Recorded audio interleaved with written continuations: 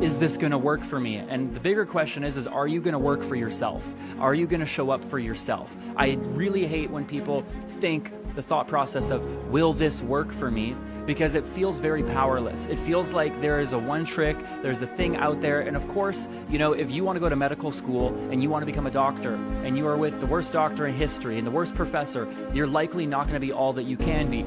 But even if you have the greatest professor, the greatest medical doctor, the greatest team, the greatest people around you, and you're not willing to put in the work and you don't show up to the lab or you don't show up to class, you're never going to be all that you could be, all that you can be, that God designed you for.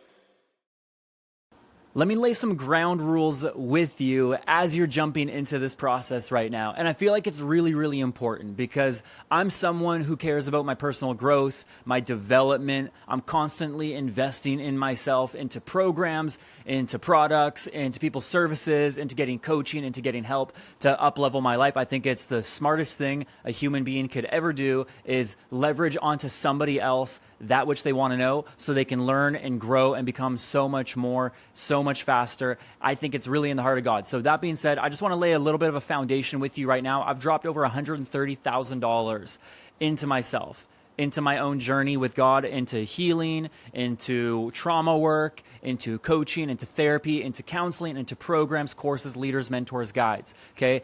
So what I mean to say in all of that is I have worked with people that have been amazing and transformed my entire life. And I've also worked with people that have done absolutely nothing for me. But here's what I want you to know at the end of the day is it's not really just about the people. It was always about me and my process and where I was at and how willing I was to get honest and put in the work. So what I want to share right off the forefront with you is although this program that you're about to step into can literally change your entire life forever, which it has for so many people, this could also do nothing for you if you don't show up and put in the work. Life, at the end of the day, is like an empty box. We get out exactly what we put in. The same thing with a marriage. A marriage between a man and a woman, when you just find out maybe that your parents got divorced or and such a person or a friend are getting a divorce and you're like, how could that possibly happen? And we see the statistics that the divorce rate is near 50%. And we're like, okay, so it looks like marriage is the main cause of divorce. And we gain all of this confusion surrounding why people have success and why some don't. And we have these theories, we have these opinions. And for me, it was so overwhelming. So we're like, so Matt, you have this program, it's massively life transformational, but what makes it non-transformational for other people? Is it just them? Is it the program? Is it kind of like you snap the fingers, genie in the bottle? Is it just luck? I'm really, really confused. And so the thing that I want to give you at the forefront right now for you to understand is that this entire journey is at the end of the day is not on me with you. It's on you with you and God. But God's also not going to do anything to move the needle in your life unless you do. You got to take action. You got to pray with your feet. You got to be willing to show up and put in the work. I'd say people who are going nowhere, people who have no aspiration, people who don't feel compelled and convicted by God that there's greatness on their life, they're not going to finish this. They're going to want to because you're going to have to confront things. We're going to be confronting so much. You're going to be gaining so many skills. This is going to be skills on basically how to be human, how to be emotionally healthy in our lives and our relationships and our walk with God and how we see the world. It's going to reorient and reintroduce you to who you were authentically made to be by God. But one of the best pieces of advice I was ever given in my marriage with my wife when we first got married was someone said to me, said, Matt, marriage is an empty box. You get out what you put in. Are you putting in counseling? Are you putting in therapy? Are you putting in your own personal growth? Are you putting in your walk with God and shared experiences? Because marriages don't just break down for nothing. People's lives don't break down for nothing. If people hit rock bottom, it's because of a reason. There's things they're neglecting that they're running from and avoiding. And so what I want to do is demystify and take away any fears that you have or any apprehension about doing this process and wondering, is this going to work for me? And the bigger question is are you going to work for yourself? Are you going to show up for yourself? I really hate when people think the thought process of, will this work for me? Because it feels very powerless. It feels like there is a one trick, there's a thing out there. And of course, if you want to go to medical school and you want to become a doctor and you are with the worst doctor in history and the worst professor, you're likely not going to be all that you can be.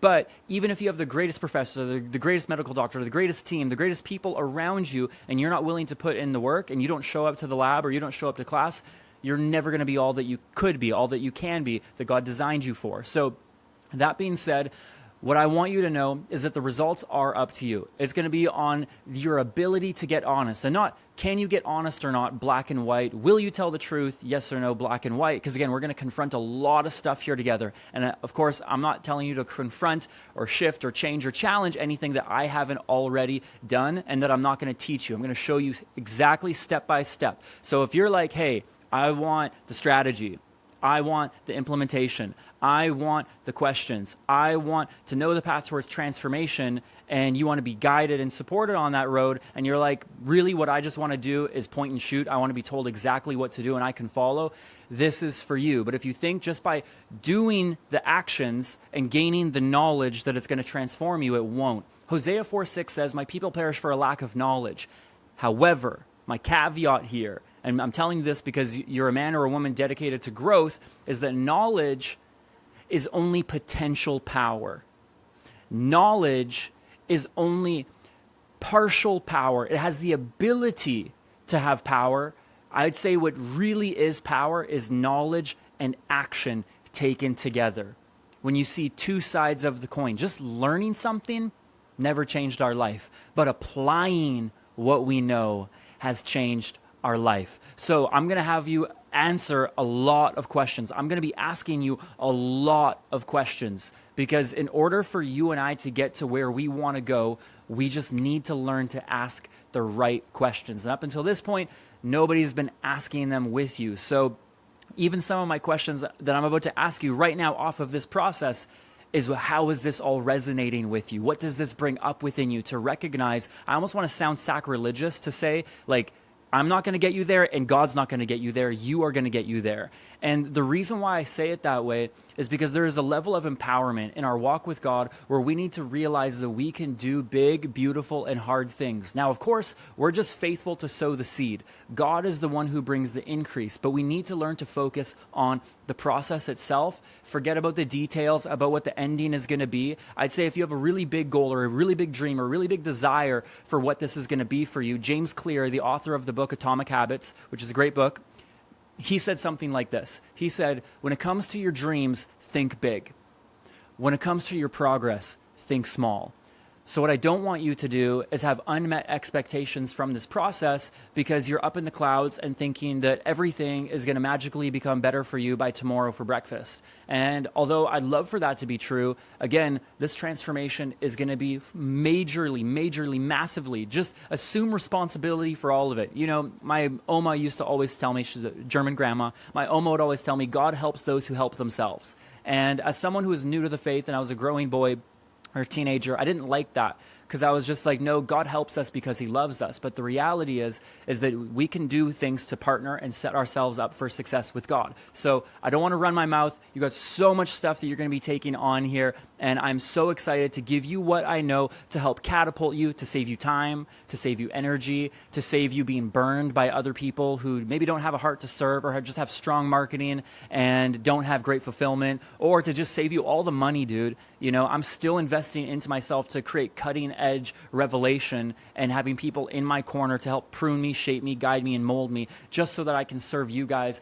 to the greatest of my human ability with God. And that's my joy. That's my worship unto the Lord, is to be able to become all that I can be to help show you exactly all that you can be as well. So answer the questions below within even this video because there's things for you to answer. Again, you're going to want to reflect, take time. It's not a race. It's not a marathon. This is a journey of you discovering who you are as a man, as a woman, inside of God and inside of the world that he has made for you. I'm so stoked for the journey that you're going to embark on. Start with the questions below and let the journey begin. I'll see you on the next one.